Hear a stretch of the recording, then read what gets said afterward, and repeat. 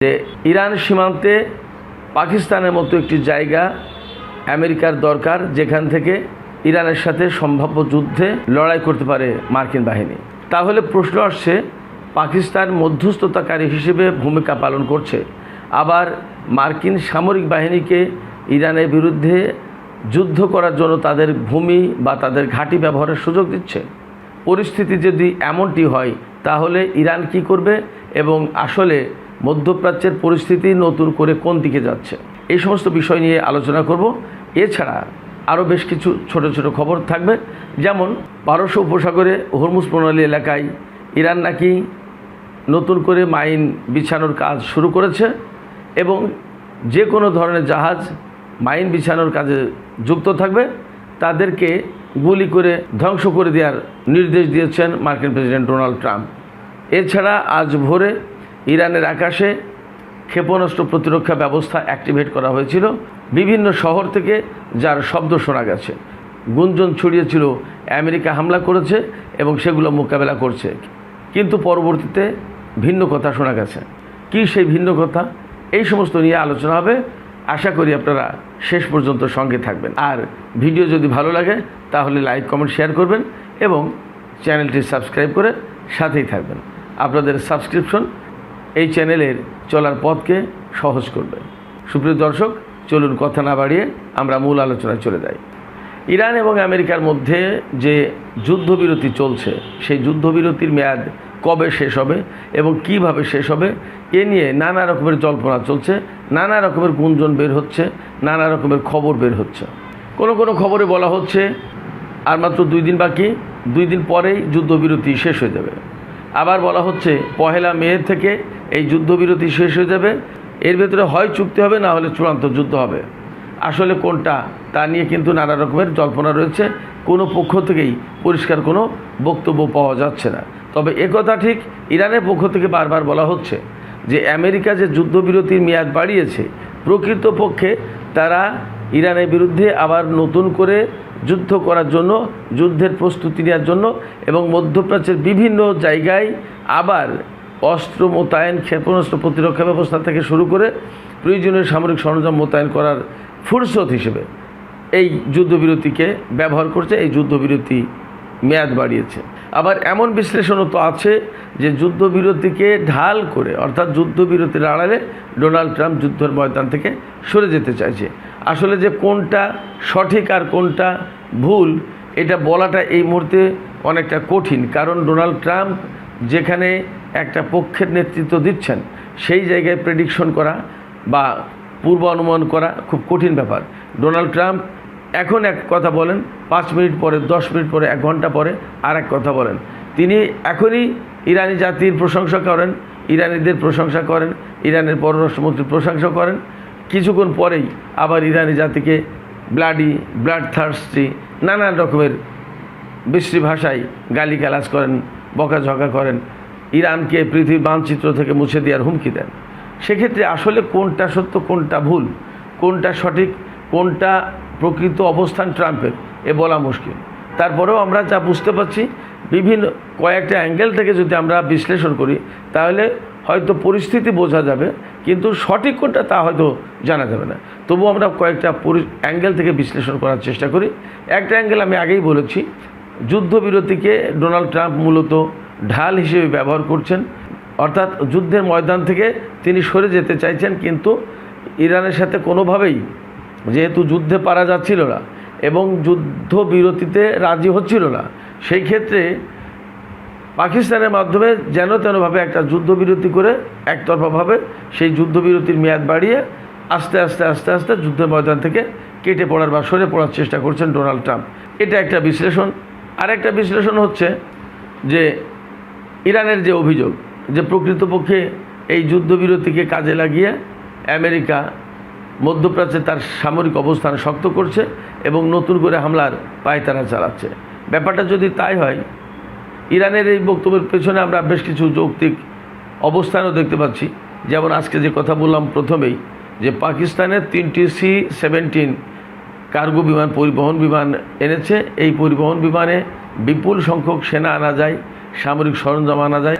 আমেরিকার পক্ষ থেকে দাবি করা হচ্ছে যে এই বিমান আনা হয়েছে মূলত মার্কিন যে আলোচক প্রতিনিধি দল তাদের নিরাপত্তা নিশ্চিত করার জন্য। প্রশ্ন উঠছে যে ইরান তো তাদের উপর হামলা চালাবে না, এবং এইভাবে হামলার কোনো নজির কেউ দেখাতে পারবে না যে ইরান কোনো চুক্তি লঙ্ঘন করে বা কোনো প্রতিশ্রুতি লঙ্ঘন করে বা কূটনৈতিক তৎপরতাকে বানচাল করে দিয়ে কারোর বিরুদ্ধে হামলা চালিয়েছে। সেক্ষেত্রে মার্কিন বাহিনী বা মার্কিন প্রতিনিধি দলের এখানে অনিরাপত্তার বা নিরাপত্তাহীনতার প্রশ্ন কেন আসলো, এটা গেল এক। 2 নম্বর প্রশ্ন, বা এইটাই সবচেয়ে বড় প্রশ্ন, এখনও তো মার্কিন প্রতিনিধি দল পাকিস্তানে আসেনি, আলোচনা অনুষ্ঠিত হয়নি বা হচ্ছে না, এমনকি ইরানের পক্ষ থেকে নিশ্চয়তা দেওয়া হয়নি যে অমুক দিন আলোচনায় আমরা বসবো। এখনও এই আলোচনার সম্ভাবনা এখনও ক্ষীণ। সেক্ষেত্রে তারা কেন আলোচক দলের নিরাপত্তার জন্য 3টি C-17 অত্যাধুনিক পরিবহন বিমান পাকিস্তান আনবে? এই জায়গা থেকেই ইরানের ওই বক্তব্য সঠিক বলে মনে হচ্ছে যে প্রকৃতপক্ষে আমেরিকা মধ্যপ্রাচ্যের বিভিন্ন অঞ্চলে তাদের সামরিক অবস্থান জোরদার করছে, সংহত করছে। আপনারা সবাই জানেন, আমরা সবাই জানি যে ইরাক এবং সিরিয়া থেকে সাম্প্রতিককালে মার্কিন বাহিনীকে প্রত্যাহার করা হয়েছে। এই দুটো দেশ তারা ছেড়ে দিতে বাধ্য হয়েছে বা ছেড়ে দিয়েছে, যাই বলি। তো এইরকম একটা প্রেক্ষাপটে ইরানের সীমান্তবর্তী দেশ দরকার। যেমন কুয়েত অনেকটা ইরানের সীমান্তবর্তী দেশ, তেমনি পাকিস্তান একদম সীমান্তবর্তী দেশ। পাকিস্তানের সাথে ইরানের 900 কিলোমিটার সীমান্ত রয়েছে। পাকিস্তানের পশ্চিমাঞ্চল আর ইরানের দক্ষিণ পূর্ব অঞ্চল, এইটা হলো সীমান্তবর্তী অঞ্চল, 900 কিলোমিটার। ইরানের যে হরমুজ প্রণালী, যেটা এই এলাকার জাস্ট পাশেই পাকিস্তানের গোয়াদার বন্দর।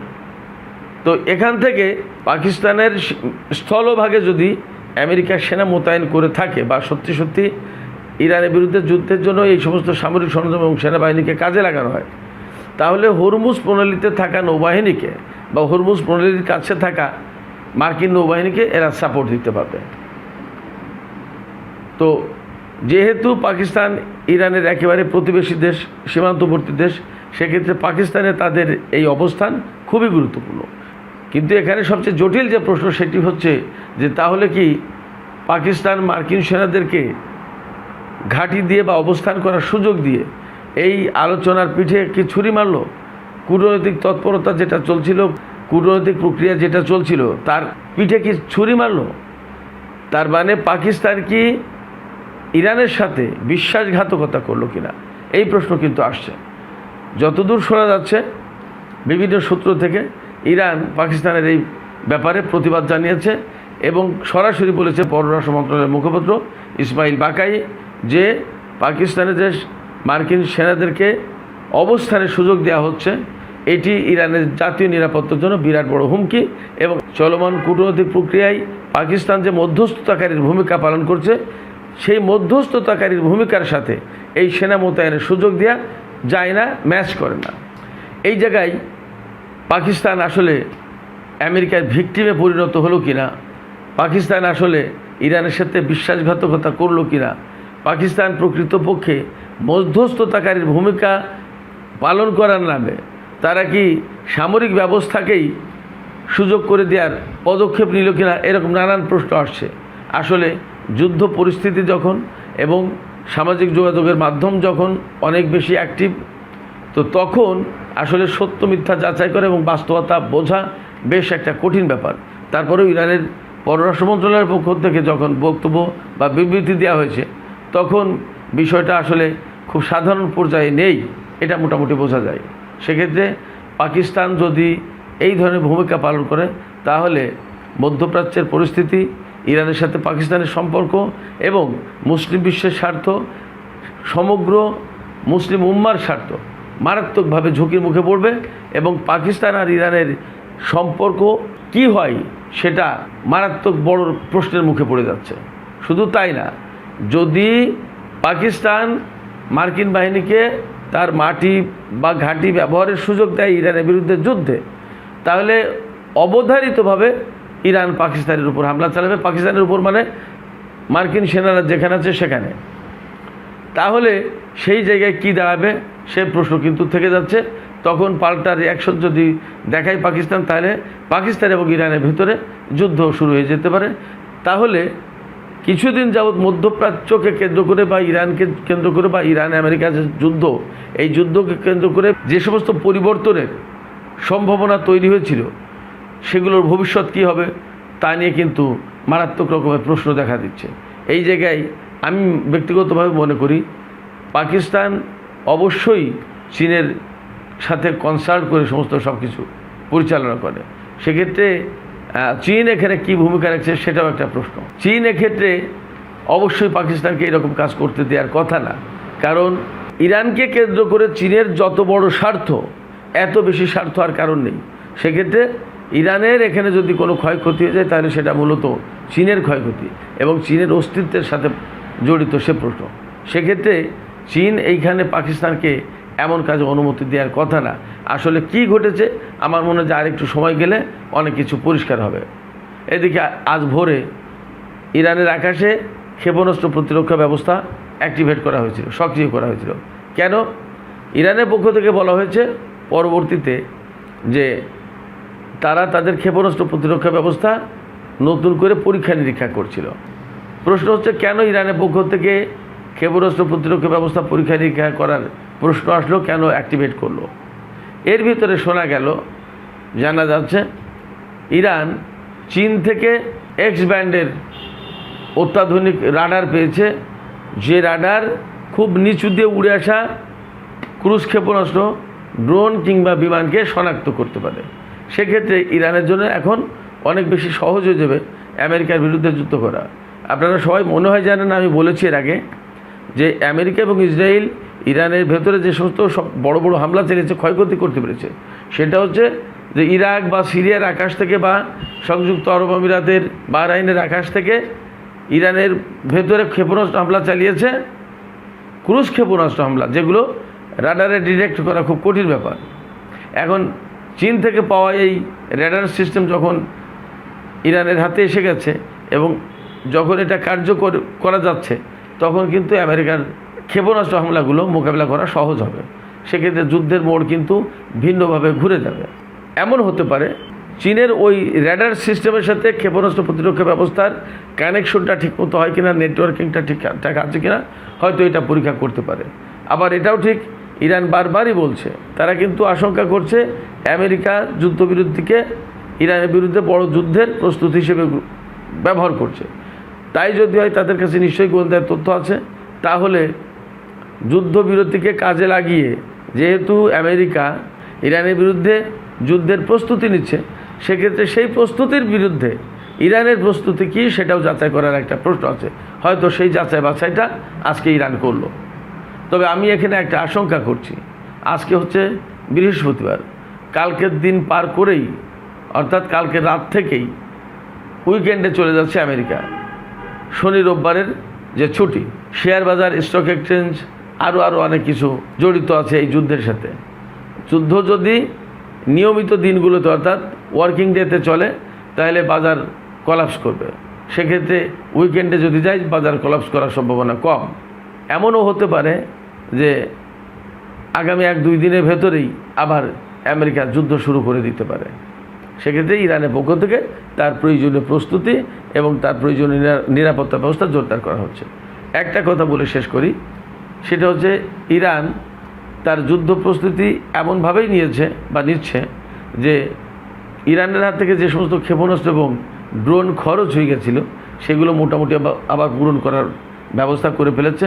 শুধু তাই না, আমেরিকা এবং ইসরায়েল একেবারে আকস্মিকভাবে হামলা চালিয়ে ইরানের যে সমস্ত ক্ষেপণাস্ত্র শহরের যে সুড়ঙ্গগুলো বা ক্ষেপণাস্ত্র লঞ্চার যে সমস্ত সুড়ঙ্গের ভেতরে রাখা আছে, তার মুখে হামলা চালিয়ে অনেক ক্ষেত্রে সুড়ঙ্গের মুখ বন্ধ হয়ে গিয়েছিল।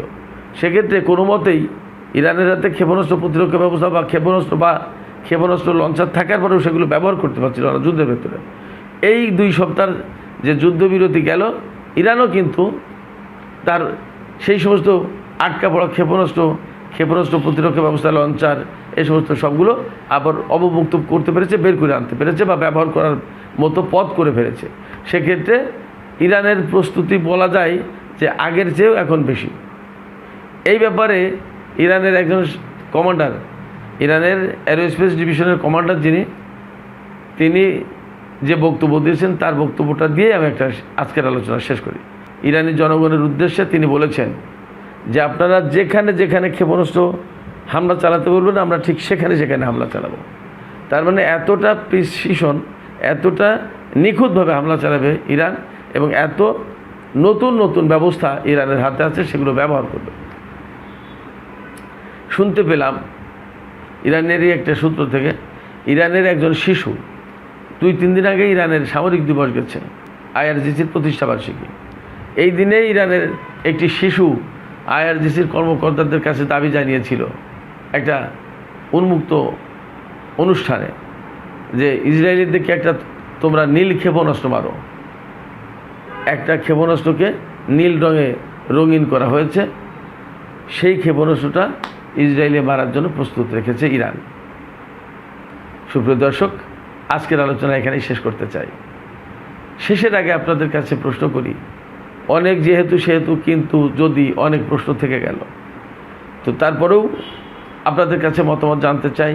পাকিস্তানের ব্যাপারে যে খবর বা যে গুঞ্জন বেরিয়েছে যে পাকিস্তানে মার্কিন সামরিক বাহিনী তাদের 3টি পরিবহন বিমান এনেছে এবং তাদের সামরিক সরঞ্জাম আনা হয়েছে, এটা কি প্রকৃতপক্ষে ইরানের বিরুদ্ধে যুদ্ধ করার জন্য, নাকি সত্যি সত্যি মার্কিন কর্মকর্তাদের নিরাপত্তার জন্য? এটা একটা প্রশ্ন।